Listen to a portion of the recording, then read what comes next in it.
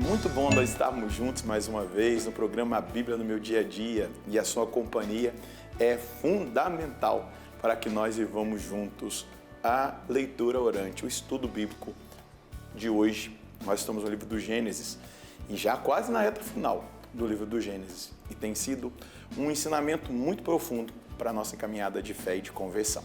Vamos pedir ao Espírito Santo para que Ele nos conduza no nosso estudo bíblico. Em nome do Pai, do Filho e do Espírito Santo. Amém. Vinde, Espírito Santo, enchei os corações dos vossos fiéis e acendei neles o fogo do vosso amor. Enviai o vosso Espírito e tudo será criado e renovareis a face da terra. Oremos, ó Deus que instruíste os corações dos vossos fiéis com a luz do Espírito Santo. Fazei que apreciemos retamente todas as coisas segundo o mesmo Espírito e gozemos sempre da sua consolação por Cristo Senhor nosso. Amém.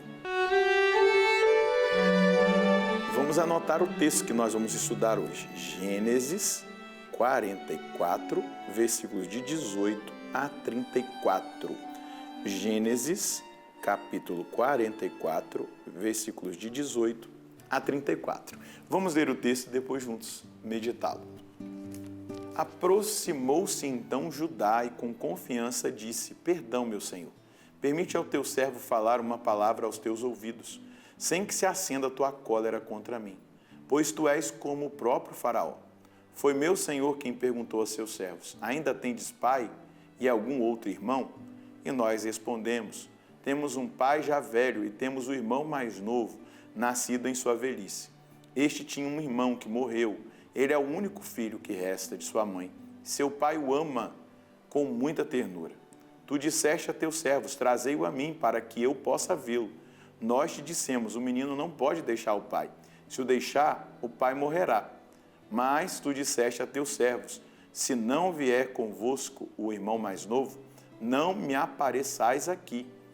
Quando, pois, voltamos para junto de teu servo, nosso pai, contamos-lhe tudo o que meu senhor tinha dito. Mais tarde disse-nos o pai: Voltai para comprar alguns mantimentos. E nós lhe respondemos: Não podemos ir a não ser que o irmão mais novo vá conosco. Se o irmão não nos acompanhar, não poderemos apresentar-nos àquele homem. E o teu servo, nosso pai, respondeu: Bem sabeis que minha mulher me deu apenas 2 filhos. Um deles saiu de casa e eu disse: Um animal feroz o devorou. Até agora não apareceu. Se me levardes também este, iria acontecer alguma desgraça. Fareis descer de desgosto meus cabelos brancos à morada dos mortos. Se eu voltar agora para teu servo, meu pai, sem um menino, a quem está intimamente afeiçoado, quando der pela falta do menino, morrerá. E nós teremos feito descer de tristeza a morada dos mortos, teu servo, de cabelos brancos, nosso pai. Eu, teu servo, me tornei responsável pelo menino ao tirá-lo do pai e disse: Se não o trouxer de volta, serei eternamente culpado perante meu pai. Deixa, pois, que teu servo fique como escravo do meu senhor em lugar do menino, mas que ele possa subir de volta com os irmãos. Do contrário, como poderei voltar para junto do meu pai sem um menino? Não gostarei de ver meu pai atingido pela desgraça. Muito forte a atitude de Judá. Vamos lembrar que Judá conspirou com seus irmãos para que José fosse vendido como escravo para o Egito.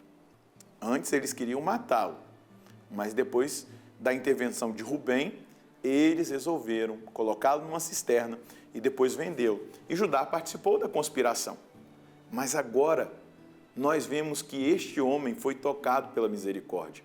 Este homem foi alcançado pela bênção da transformação da vida, da mudança radical.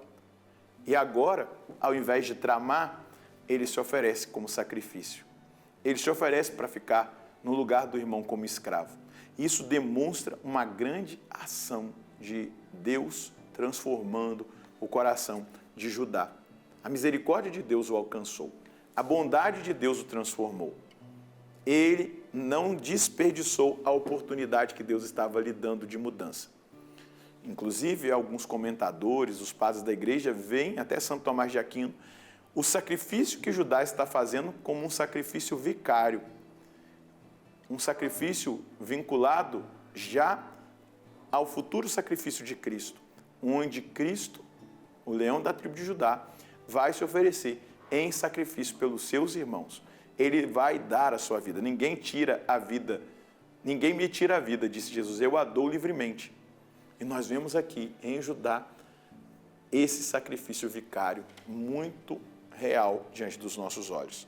Mas uma outra coisa que está presente nesse texto, a intercessão. Judá se coloca entre o pai e José.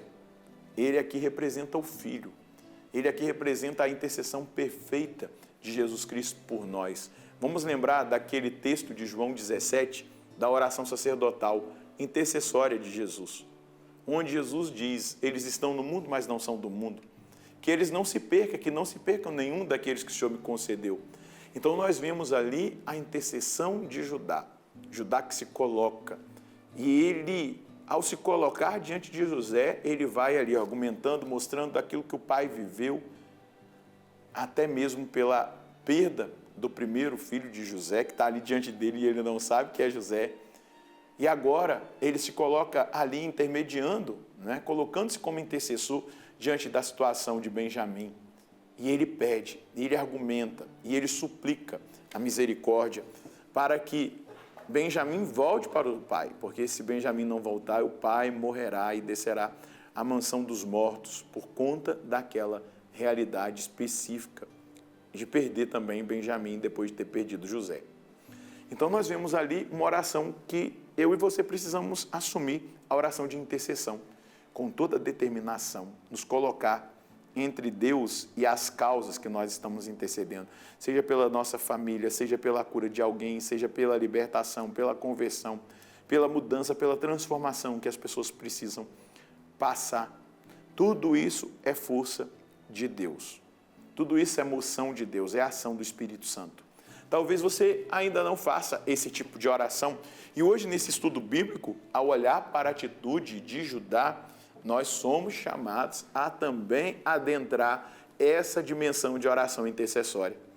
De nos colocarmos diante de Deus em favor dos outros. De nos colocarmos diante de Deus pedindo e suplicando ao Senhor que Ele mude sentenças, que Ele transforme vidas, que Ele aplaque a sua cólera, que Ele perdoe os pecados da humanidade. Nós podemos sim nos colocar diante de Deus em profunda intercessão, como Judá se colocou. O resultado nós vamos ver no próximo estudo, mas nós percebemos ali uma sinceridade de coração e uma intercessão genuína diante de José, em favor do pai, em favor de Benjamim, em favor dos seus irmãos. Isso se faz muito necessário ser compreendido para que nós entendamos também o chamado que nós recebemos hoje de ser intercessores. Talvez você tenha vivido muito tempo da sua vida olhando para si mesmo, mas chegou a hora de você tirar os olhos de si mesmo e olhar para as pessoas que estão necessitadas da sua intercessão. Talvez pessoas que já estejam escravas do pecado, escravas de falsas doutrinas, de obras diabólicas, pessoas que estão escravas de vícios, situações de enfermidade para serem curadas, realidades que você observa na sua igreja, na sua paróquia. Se coloque em estado permanente de intercessão. Pare de olhar para si mesmo e comece a olhar para a necessidade do seu próximo. E você vai experimentar graças extraordinárias da parte de Deus. Mas é preciso que nós nos posicionemos. É preciso que nós tomemos uma posição de intercessores e aprendamos de Judá, aprendamos de Jesus, aprendamos dos grandes intercessores esse caminho que nos conduz a ser intermediários entre Deus e os homens mais necessitados da nossa intercessão. Inclusive, Nossa Senhora em Fátima falou aos pastorinhos que eles precisavam rezar pela conversão dos pecadores. Então comece a rezar, a interceder pela conversão dos pecadores. Vamos colher a mensagem? Hoje o Senhor me chama a, craseado, intercessão. Preciso entender que a atitude de Judá diante de José em favor de seu pai, seus irmãos e em especial de Benjamim figura a atitude que devemos ter em favor dos nossos irmãos na oração intercessória. Deus procura intercessores, homens e mulheres que se colocam na brecha da intercessão e oram insistentemente em favor das causas mais urgentes de seus irmãos e de toda a humanidade. Lá no profeta Ezequiel, Deus vai dizer: eu procurei pessoas que se colocassem na brecha da intercessão e não as encontrei. Hoje Deus está encontrando. Hoje o Senhor está nos chamando a sair do egoísmo e a olhar para o próximo e a entender esse chamado da intercessão, que fará bem a nós no caminho de aprofundamento, de oração, de comunhão com Deus, mas também será benefício para tantas pessoas que nós nos colocaremos na brecha da intercessão por elas. Vamos rezar? Senhor, a atitude de ajudar hoje nos coloca inteiramente nesse contexto de um chamado específico que o Senhor nos dá, o chamado que o Senhor nos faz, o chamado a sermos intercessores, a sairmos de nós mesmos em favor do outro. A intercessão é esse processo onde nós deixamos de olhar para nós mesmos e começamos a olhar para o nosso próximo, para as realidades que a humanidade vive, para os perdidos e nos colocamos na brecha da intercessão pela conversão, pela transformação, pela cura, pela libertação de tantos irmãos e irmãs, até pessoas que nós não as conhecemos. Hoje, Senhor Deus, eu quero sair de mim mesmo em favor do meu próximo. E é exatamente isso que a intercessão provoca. Uma atitude de profunda comunhão com o Senhor, de profundo sacrifício, em orações, súplicas, em penitências, para que o Senhor haja, para que o Senhor mude sentenças, para que o Senhor cure, para que o Senhor converta, para que o Senhor transforme. É isso que eu estou pedindo ao Senhor agora, por mim e para os meus irmãos. Amém. Deus quer usar de você, mas é preciso que você se disponha a ser usado. Se disponibilize, porque Deus vai fazer grandes coisas a partir da sua decisão de interceder. Deus abençoe você, Deus abençoe a sua família. Nós nos encontraremos no próximo programa, se Deus quiser, no nome do Pai, do Filho e do Espírito Santo. Amém.